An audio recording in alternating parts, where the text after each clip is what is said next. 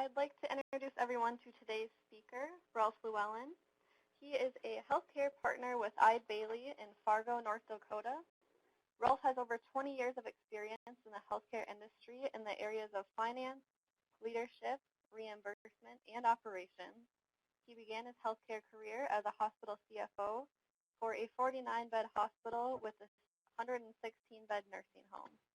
For the last 16 years, Ralph has been with Eide Bailly, and he assists providers with the development of solutions in the areas of hospital cost report reimbursement, charge master development, billing compliance, operations leadership, organizational structure, process flow, board education, licensure status, and EHR incentives. Ralph's a frequent speaker at state, regional, and national conferences, and he is the past president of the North Dakota chapter of Healthcare Financial Management Association. So now I'll turn it over to you, Ralph. Okay. Well, good morning, and I thank you for the opportunity to get to speak with you today. Wish I was down in your neck of the woods, as it's got to be a lot warmer than it is in upper North Dakota on a day like today. So I'm really excited to have the opportunity to visit with you about PPS financial management, focusing on improving performance in the hospital setting. So all of the discussion today will be around financial success. What do we see as financial success in organizations? And as we look at financial success of organizations, we know it's not easy, nor is it guaranteed. We had a session earlier this week where we talked to critical access hospitals, and years ago when they got their additional funding, it definitely made it easier for them for a time period, but their success isn't guaranteed either. So it doesn't matter if you're a PPS hospital, if you're a critical access hospital, the challenges are there in the environment. And as we look across the country, as we have the opportunity to work with numerous facilities in all kinds of locations in the country, long-term success seems to really focus around 2 or 3 factors. Location and competition is one, kind of together, and the other one is development of best practices. Location and competition is sometimes difficult to change. We can't get our competitors to leave. We can't get ourselves to move our location. But best practices is really the piece that we do see organizations taking advantage of, and through those best practices being able to deliver better results. So what we're going to talk about today is what are those best practices as we look at facilities that are doing well versus those that are struggling more. And when we go through a lot of this, what you're going to find in many of the areas is it's just having a focus and accountability around specific things that many of us have probably heard a lot about over the years, but maybe in our organizations we haven't always had the opportunity or the resources to kind of get the processes in place to take advantage. So as we look through the area in the agenda, we're going to talk about some revenue recognition. I'm totally amazed all the time the number of individuals that are leaving money on the table. That they've done the work, they've earned the money, but they haven't submitted the claim in such a way that they can get the dollars and cents. Talk about some disproportionate share, even though we know that's going away over time and changing over time. There's still opportunities there, Medicare bad debt, some benchmarking, talk about physicians, and then a little bit about other services and what's going on in that arena. So we'll start with the revenue recognition side of it. As we look at organizations, this first comment is best practice facilities capture the revenues for the services they're rendering. That sounds like a pretty basic comment, and you'd think people are doing what they need to be doing to capture the dollars and cents that they've earned. But what we find is there's numerous areas where there's leakage in the area of revenue. And sometimes this leakage can add up to a fair amount of additional opportunity in the area of reimbursement. And this is something that's not an issue just for small facilities. It's not just for large facilities. We find it all over the place. Sometimes I think we think that as you get into a large organization, it's easier to capture. It's easier to have the processes in place. And what we find is that no matter what size, there's going to be problems. And actually, when there's problems in larger organizations, it's harder to fix because there's too many individuals that you got to bring together and change processes. You start getting into mid-sized facilities and smaller, now you're a smaller group you're dealing with. Sometimes it's easier to change and negotiate changes within the organization. So we're going to talk about two areas of confusion and lost revenues. We're going to talk about outpatient nursing procedures and pharmacy. Before I get into that, though, one of the things, just as a benchmark area, is that when we do outpatient coding reviews, looking at those services that have been billed via facility, when we do those audits, we tend to find significant errors on claims. On average, probably 30 to 40% of all claims that go out are missing something that a payer would have separately paid for, regardless if they were on fee schedule or if they were on percentage of charge reimbursement. So these are things that if we just capture the money, somebody would afford us payment. So it's not something like a routine supply that somebody's trying to argue is it billable or not. These are things that have CPT codes and HCPCS codes attached to them where there's additional dollars and cents to be had if we have our processes in place. Outpatient nursing procedures, and when I talk about outpatient nursing procedures, think the emergency room, think the observation arena in your organization, which today isn't just observation, but it can be IV therapy, blood administration, injections. It could be a same-day surgery area where you're doing a lot of outpatient area services.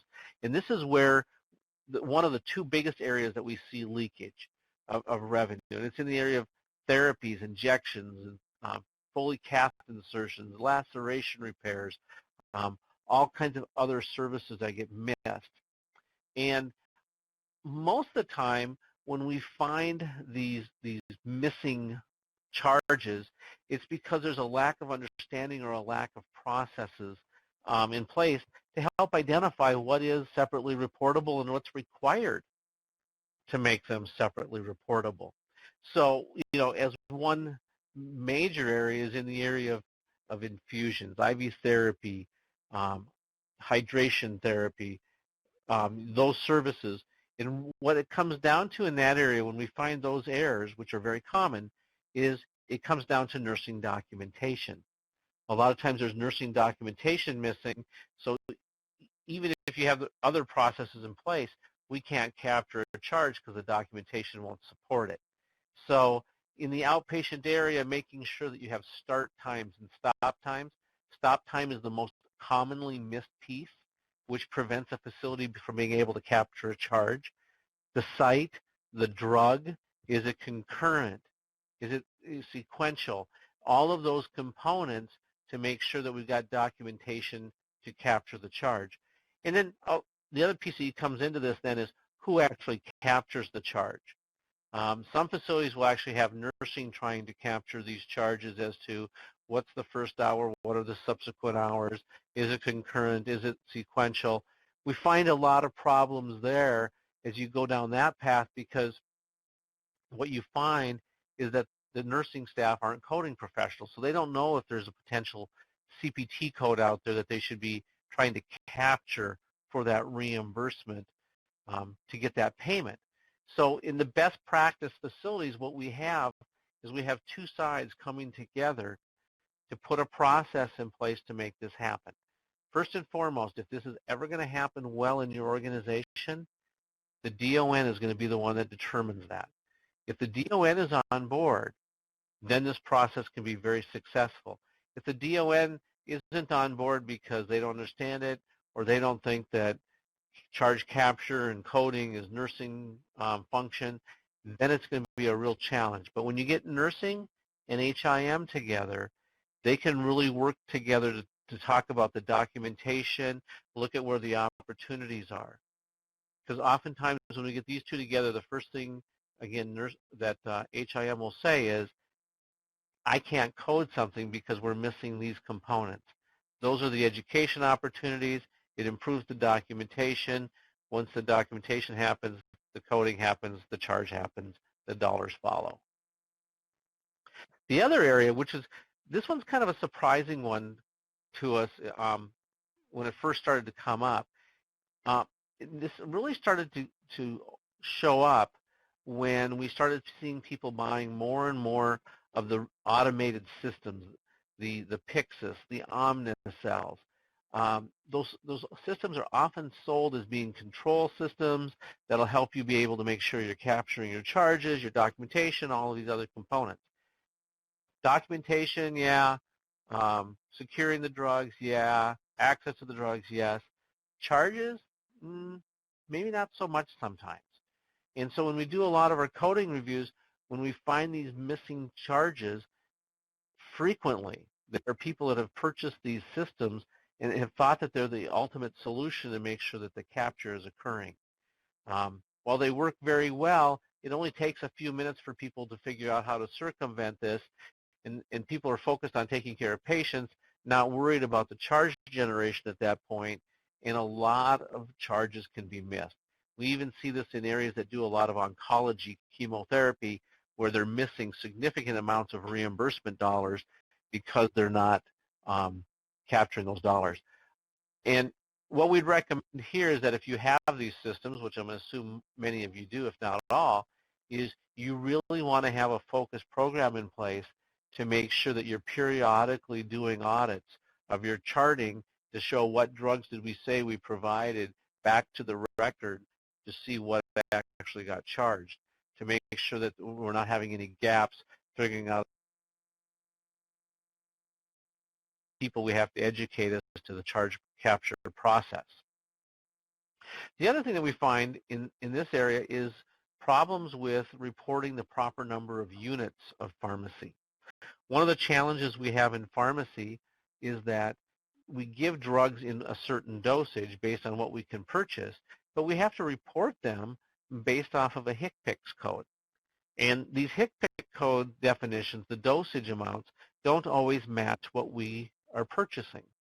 As an example, we may purchase something in 50 milligram doses because that's the only way it's sold, but the HCPCS might be in a 25 milligram measurement.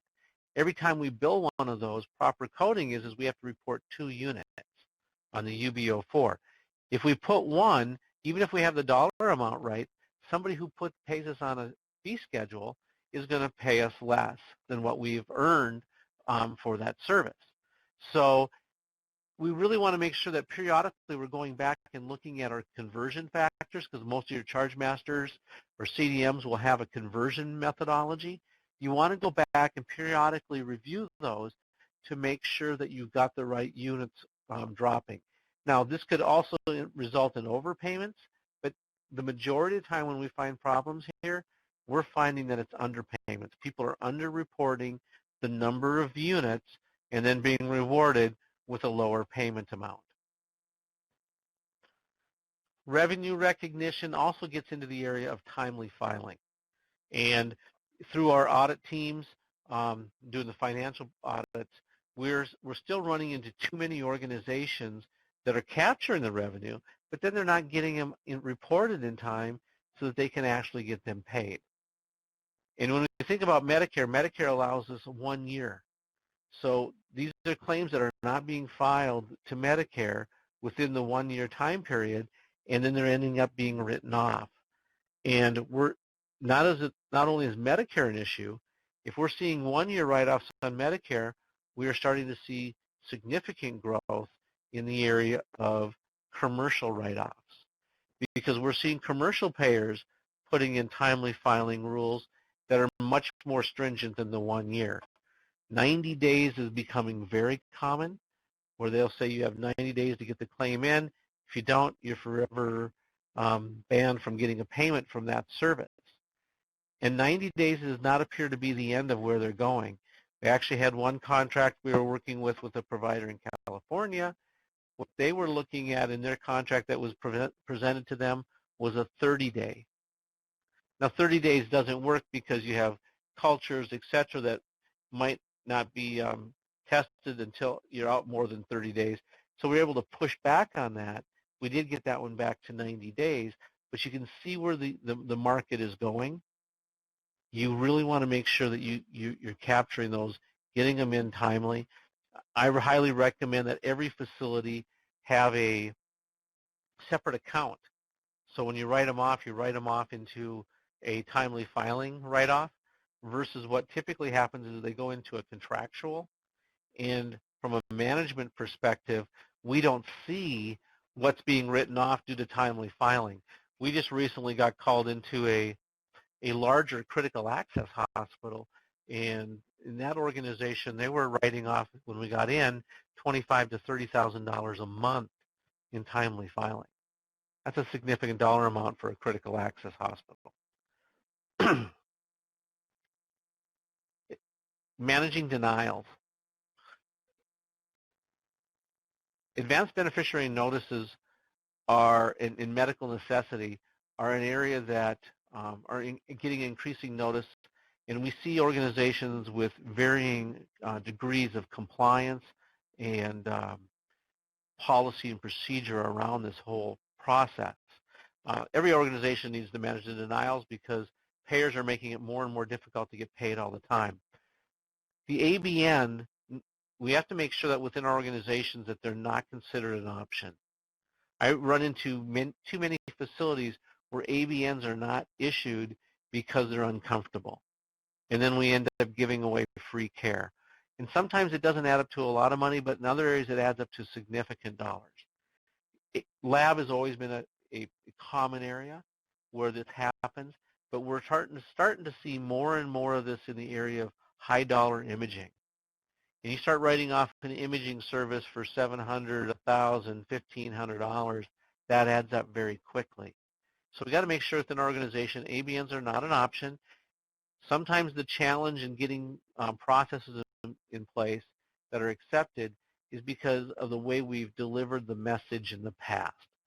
When we think about an ABN, we need to be careful as the hospital side to make sure that it doesn't come across that we're questioning the appropriateness of the service. What this is about is who's liable, who has to pay for it. So it's not that a physician ordered a wrong test, that they have a bad practice. It's just giving the notification to the patient that this is not going to be covered by Medicare, or if you have other providers, that it's not going to be covered, even though it may or may not be, you know, the care is not the question. It's all liability. So best practices is we see facilities putting in tracking systems for denials. And this is a tracking system with reporting that goes up through management on a monthly basis. And really what you want to do here is not just the total, because the total will tell us what's happening in the organization. But we have to identify where is our problem. Because even when you have great processes, you may have one department that's a problem. Well, we want to focus on that one area versus the whole organization.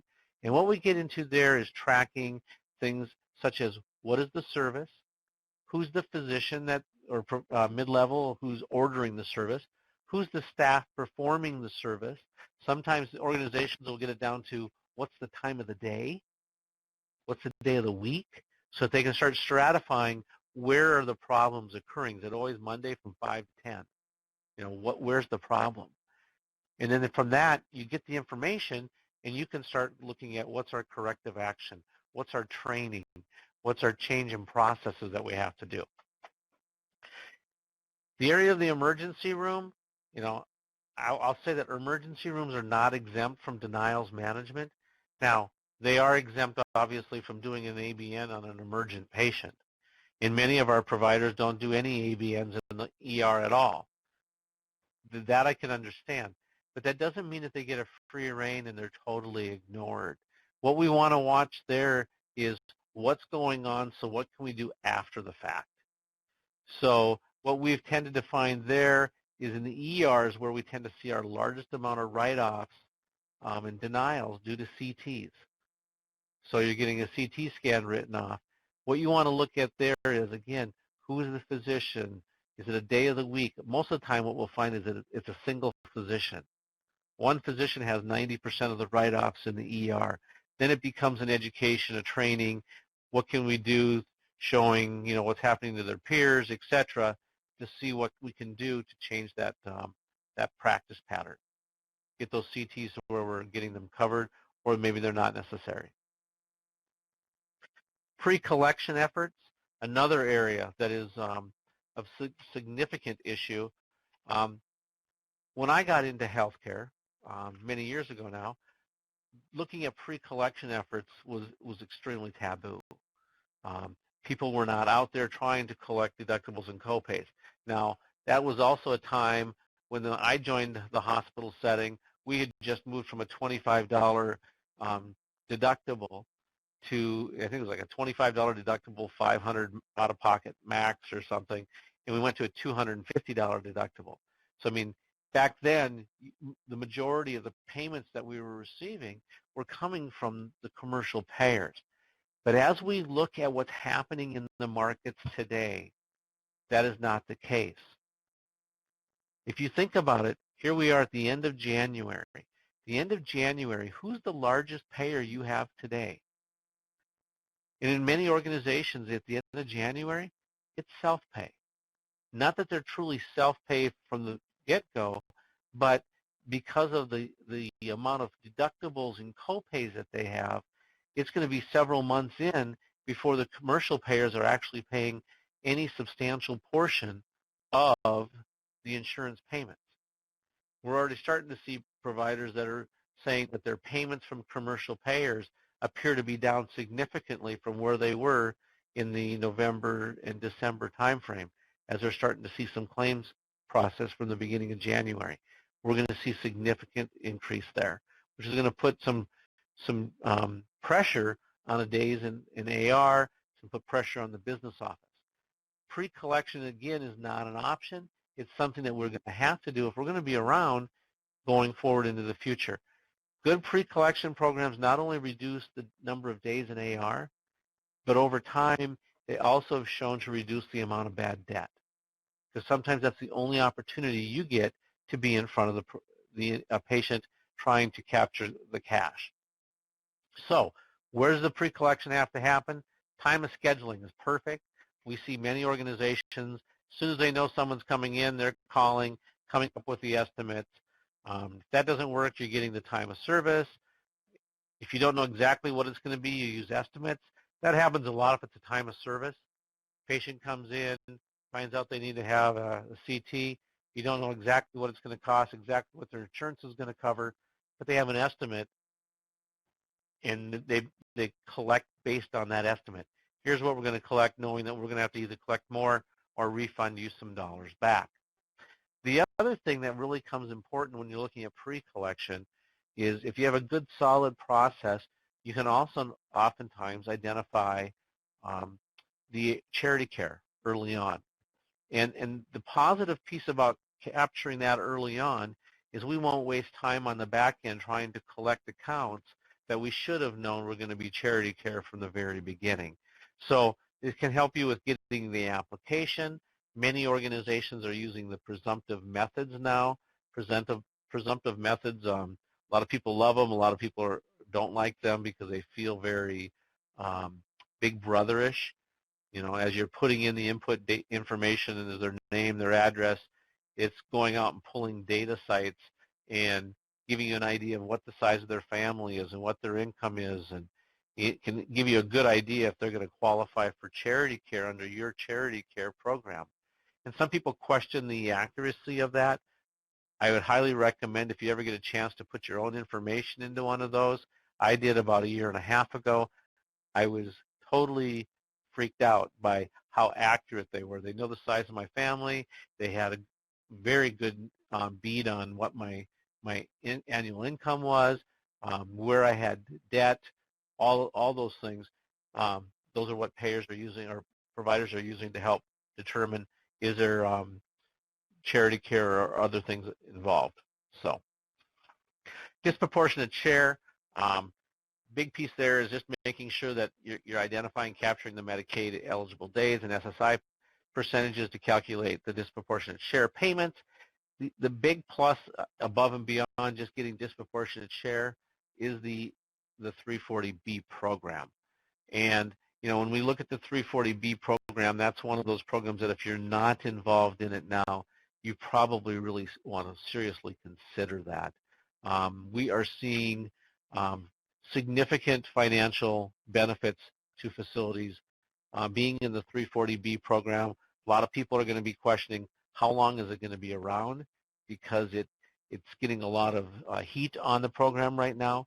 None of us know how long it'll be around, but the best practice facilities take advantage of every program as soon as it comes out and rides it until its eventual sunset. You want to take advantage of those because they don't come back too often. The 340B, it helps you reduce the costs, for your hospitals and clinic services, which means you can be more profitable with your other payers and Medicare.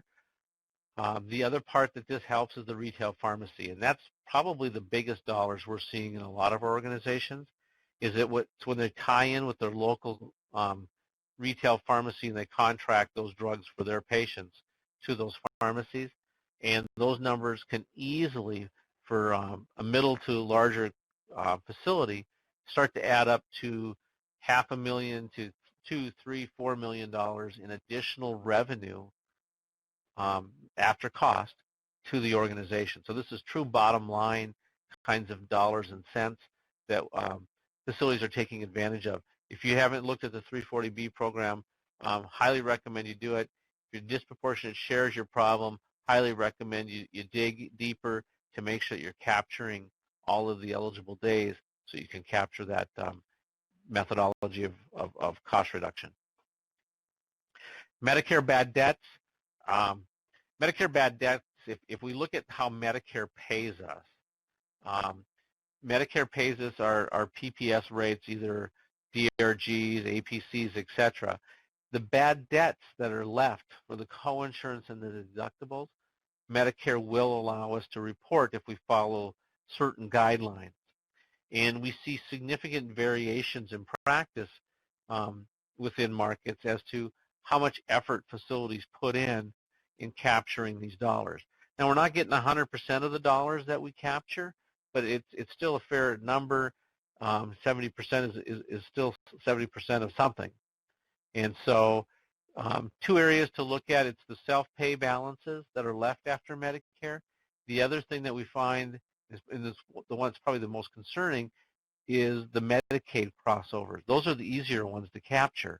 So we want to make sure that facilities have that process in place to capture those. When we look at Medicare portion, the self-pay component, Medicare came out a few years back and said, the only way you can claim a Medicare bad debt is if you follow the same collection processes you would as any other payer. And at the end of the day, you're going to have that come back from collection as uncollectible before you can collect it.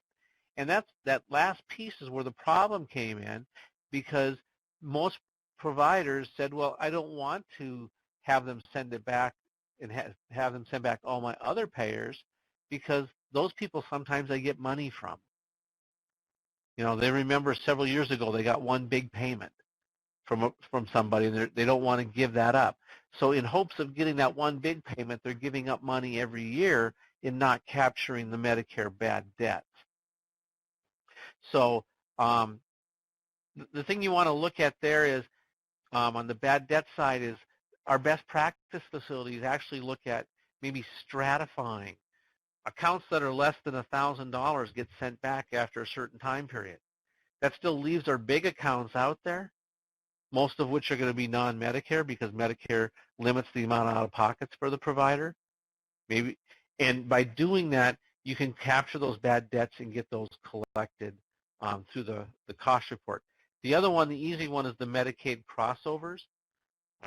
Most of the time when those are being missed, it's just because somebody hasn't taken the time and the effort to set up a process that when you have a Medicaid secondary and they're not paying the coinsurance and deductible, rather than just dumping it into a write-off account, usually it goes into a contractual account, what you need to do is have it go into a Medicaid crossover bad debt account, and you can claim those dollars.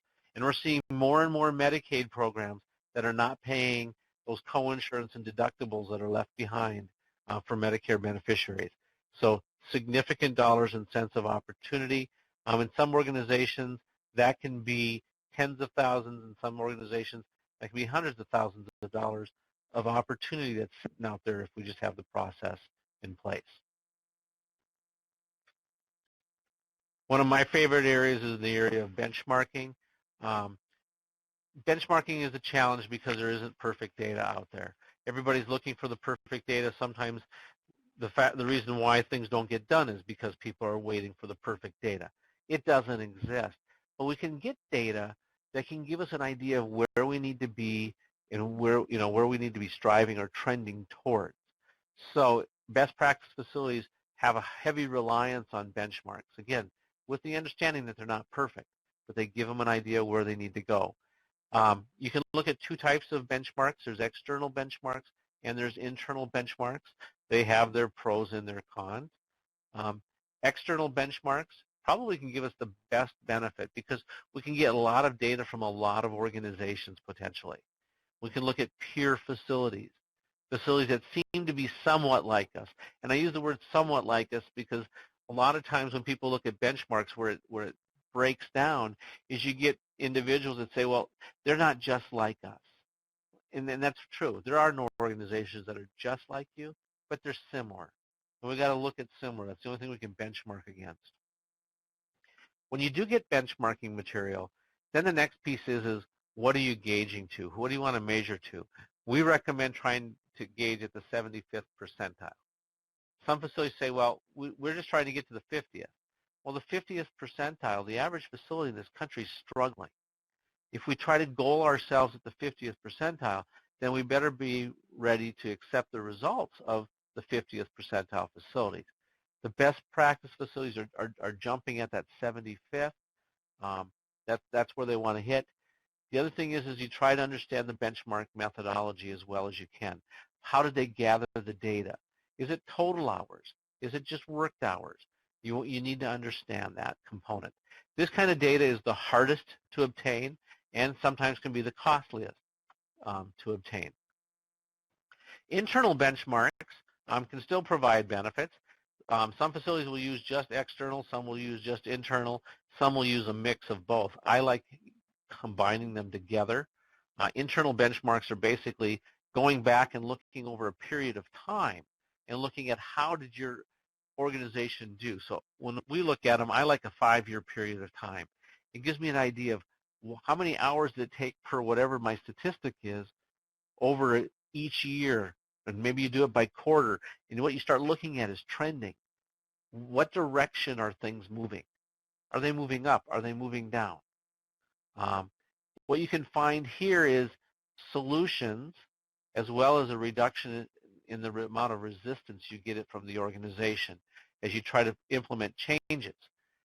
Here's an example being on site in a facility where they were doing some external and internal together. The external benchmarks would have said they should be at about 10 hours per statistic, whereas their actual was at 13 hours. So that organization had to come down 3 hours per stat. That's a 23% reduction. And when you push these things out, what you tend to get back, especially if you're finance people like a lot of us, talking to the clinical, is they come back and they say, if we do that, patients will die. There'll be quality issues. It can't be done. All of those kinds of pieces, which is why it's always important if you can always have a clinical person involved, because they can help reduce the concerns about patients will die. It's a hard argument for a finance person to go against. But when you look at trending, and here's a 4-year trend, and you look at this here and you go, really, 10's not possible. So in 2009, what was different? Did a lot of patients die in 2009? Because we were below 10. What happened from 8 to 9 to 10 to 11? And what's most concerning as you look at it is not only were we lower in 9, but since 9, 10, and 11, we're continuing to move upward. We have a bad trend going on. So we start digging into what did we do differently in 2009? Was it different leadership? Was there different processes? What did we add that created this challenge? And what we find in organizations is if they look at their over their 5-year period, if you could get your departments, the majority of them, to operate near or at their most historical best performance periods, you would see significant financial improvement in your organizations if they could just operate near or at their best performance times. The other part is that oftentimes when we get into these discussions with individuals, they pull out their staffing plans, and we look at their staffing plans, and their staffing plans seem to make sense. We need to make sure that we're going back and looking at the reality of how they staffed. Did they really staff per the plan? Because that's the challenge. And typically we will find people that do not, or facilities where they're not staffing to the plan. They're staffing to convenience and a lot of other things, and the dollars and cents start to flow pretty quick. Over the last several years, we have seen more and more organizations that are getting into the area of employing physicians. That has definitely been a challenge for the organizations. Most of our facilities, as we deal with them, really, as they bring them on, even the mid-sized, even a little larger organizations, are really struggling to manage these practices. And there's a couple of things. One is, losses are expected even though we didn't really maybe go into it with that thought process. And we're not sure, what are we supposed to do? How can we manage it? Because we've managed hospitals in the past, not physicians. And managing a physician practice is much different than managing a hospital practice. The first piece that we believe is important when you think about managing physicians is you need to understand losses are common in the clinic practices. And that's a hard word to say when you're a CFO type like myself, having to come up with what we call a tolerable loss. Doesn't sound like those words should go together. But what's the tolerable loss? And that's what we need to manage to. What did we budget? When we put this all together, what is that amount that was anticipated and that we can tolerate? And that becomes our benchmark. And on a monthly basis, what we manage to is that tolerable loss. What are we doing to do better than that? And you think about when you bring physicians in, we court them, we do everything we possibly can to tell them how wonderful and great it will be for us to all be one. And then the month later, when they're losing money in the clinic, we take them a financial statement and say, we're losing money in the clinic. Well, that's what we probably should have expected. What are they hearing on their end? What is that doing for our relationship 1 month in? What are we doing to align and get on the same team when we're beating them up for something that we should have known was going to occur? So managing to that tolerable loss is a big deal and really needs to be stressed in the organization. When you lose less than you thought you were going to, you celebrate. When we lose more, that's when we work on managing it. Strategies of how do we manage that? Because we don't oftentimes know how to manage it, we just kind of walk away. We don't do things in the areas of staffing, etc. It's not just physician costs. Physician costs are a big cost of a clinic. There's a lot of other costs. What's the staff? Looking at benchmarks there. Look at how support staff can improve efficiencies too. I've had some organizations that cut their clinics too tight. They don't have enough of the CMAs or the LPNs to really allow the physician to practice well. A good mix of CMAs and LPNs will have a practice where the physicians have the patients all lined up and they go from one room to the next room all day long, and the dollars are coming in as you go along. If you get too lean, the physician has too much downtime, now we have revenue problems. The other thing is making sure that as organizations we've explored all of our opportunities for better reimbursement. Freestanding clinics, I still find way too many freestanding clinics. I just had a call yesterday with an organization that's got about 100, 120 physicians on board. They're still in the freestanding model. We've been trying to push them into a better model for years. There's some significant dollars there. So we've got to understand the RHCs, the provider-based clinics, and make sure that we've taken advantage of those opportunities and re-looking at those over time. Rural health clinics, if you have rural health clinics, the biggest piece there is making sure you understand them. What is a clinic visit? What's an RHC visit? It includes the clinic, home, nursing home, swing bed, scene of an accident. Um, those are important things that we need to make sure that the staff understand. The one that's most commonly missed is swing bed. Swing bed prior to 2005 was considered a non-RHC visit. We didn't get cost-based. Medicare made that change and clarification in 2005 with very little fanfare. They really didn't announce much on it. And so what this became is people missing it. Now we need to get in there and help make sure that people got swing bed in that area. The other part is understanding what is a visit. Okay? That seems like that should be an easy piece, but it's not that easy. In the rural health clinic setting, a visit is a face-to-face encounter, medically necessary, with a physician or mid-level. In the billing side of things, most RHCs have that down. They know if they have a nurse-only visit, injection-only visit, etc., that they cannot separately report that to Medicare. But when we get to the cost report, because this is a cost-based reimbursement piece, the people that are gathering the number of visits for the cost report aren't always as in tune as to what visits mean. Sometimes they gather the nurse only, include those in the counts. Other times they may be including services that were visits in the ER, outpatient hospital, inpatient hospital. And frequently as we do these reviews, we find that these visits are overstated.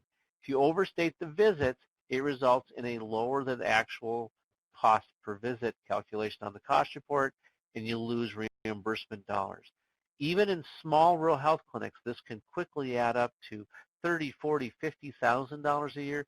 If you have an RHC that's got, 8, 10 providers between physicians and mid-levels, that could be hundreds of thousands of dollars within the organization that's not being captured for reimbursement. And then managing staffing levels for productivity standard, 4,200 visits for a physician, FTE, 2,100 for a mid-level, making sure that we're managing those and understanding the implications of not meeting those standards, and understanding that pricing is very important in the RHC. As a PPS hospital, most of the time what your charges don't really matter from a Medicare perspective. In the RHC they do, because the actual calculation that we receive is not a cost per visit. It's 80% cost, 20% based on your charge.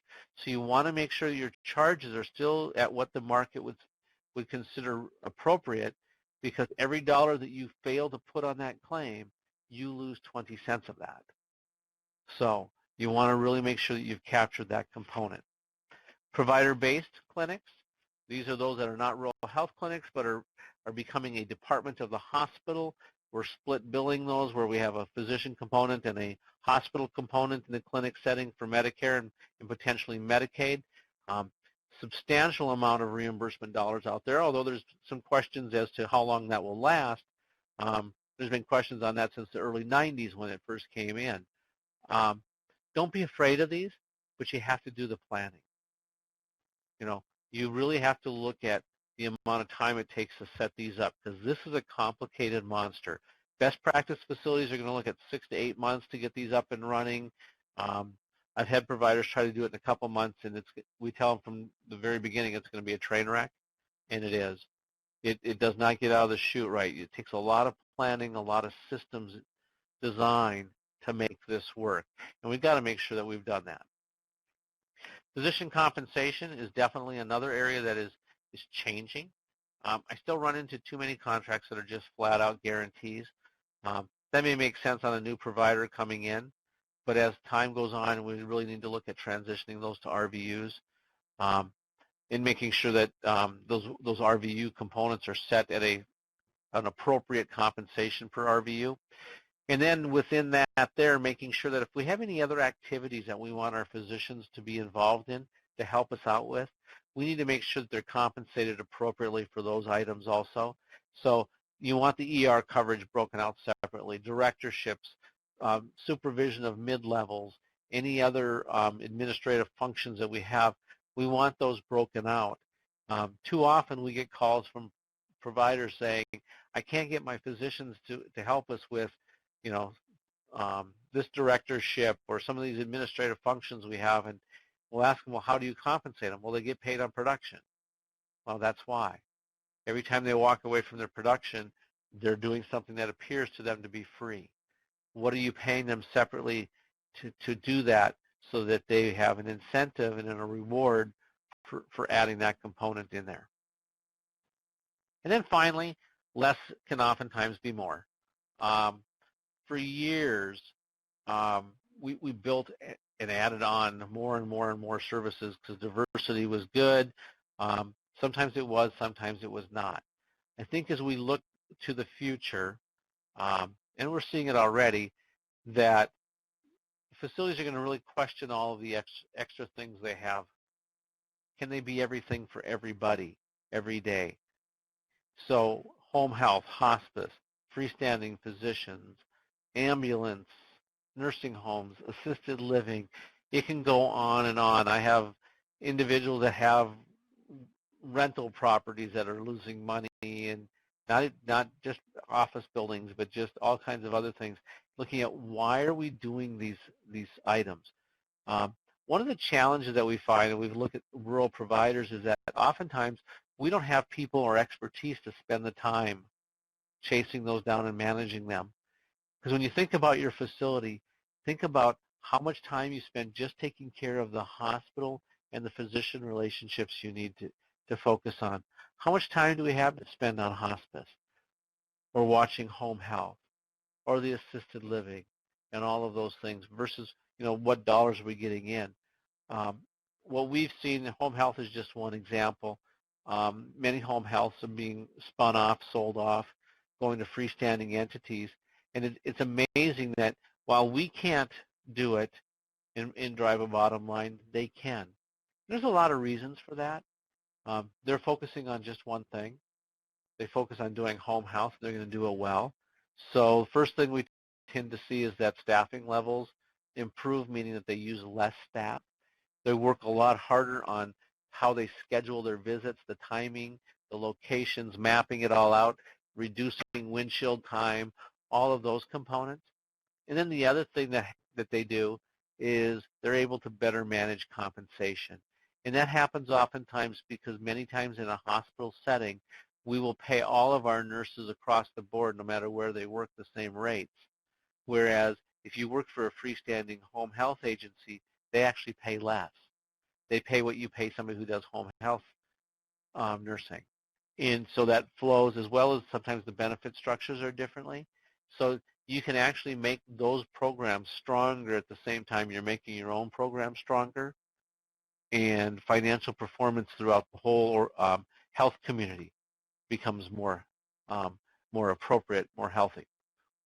So in closing, as we look at this here, what we've shared today are just those strategies that we're seeing the best practice facilities work with. By all means, these are not fully inclusive. Everybody's going to have little different opportunities, little different threats. Don't be afraid to challenge what you've done in the past. I think one of the hardest things is to sometimes go out and say, you know what, we can't do this program anymore. And yeah, we may have only added it so many years ago, but things change. And those changes in reimbursement and the culture of the healthcare industry are going to cause us to relook at those things, and that's okay. Don't be stuck on a decision that was made several years ago. Make the changes you need so you can make the changes financially to your organization.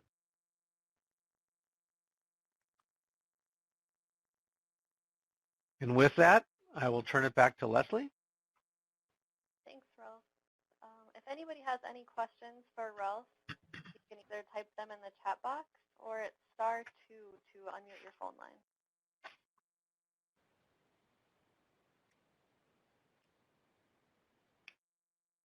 And I thought of one question while you were speaking. When you were talking about improving the charge capture, would a charge master review also be helpful, or is it mostly just the documentation, making sure that everything's documented correctly so they're getting the full charge? Well, they kind of go hand in hand. Excuse me.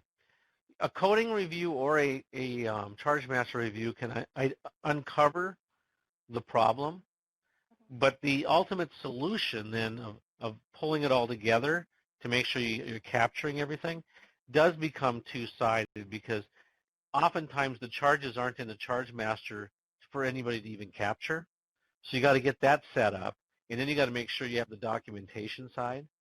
So charge master reviews, in a focused review. I mean, not just sitting down and having somebody run it through a software and saying, oh, these CPT codes are right or wrong, but really sitting down and talking to you about how do you use it. Because I have ran into organizations that have pretty much almost perfect charge masters, and those are really rare to find, okay? But it does happen where you come in, they've got everything in there that they should, they don't have any invalid or deleted CPT codes, but their charge capture is totally broken because people don't know how to use it. Great question.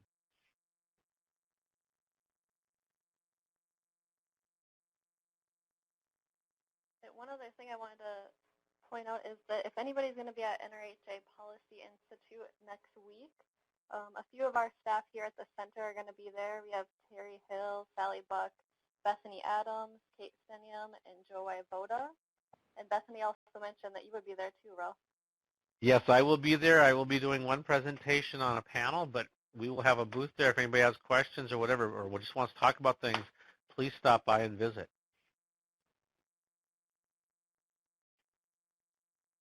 Okay, well, the next health webinar that we have coming up is an MBQuip update with Paul Moore, and that's going to be on Wednesday, February 26th. And the link is on the screen.